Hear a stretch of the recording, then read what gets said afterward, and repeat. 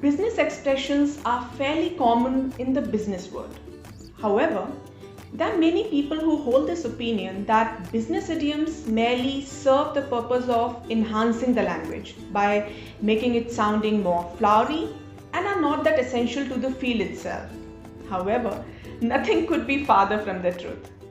The truth is that business idioms are made up of certain basic words. For example, you're pulling my leg.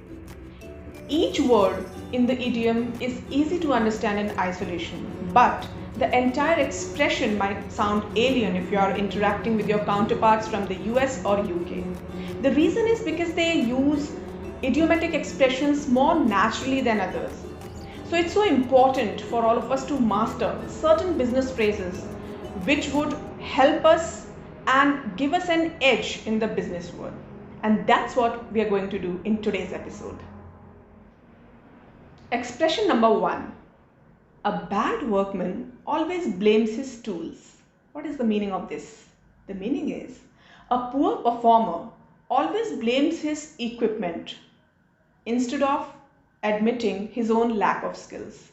Let me give you a sentence. Rather than admitting his lack of skills, Rakesh always blamed the software he was working on. It was a classic case of a bad workman blaming his tools. Expression number 2. A bird in hand is better than two in the bush. What does it mean? It means that it is better to hold on to something of lesser value than risk losing something which is of greater value. Let me give you a sentence. It is better to hold on to the small project that gives a guaranteed revenue than the bigger projects that are difficult to close. In such situations, a bird in hand is better than two in the bush. Expression number 3. A bone of contention. Its meaning is a topic over which there is continuous disagreement.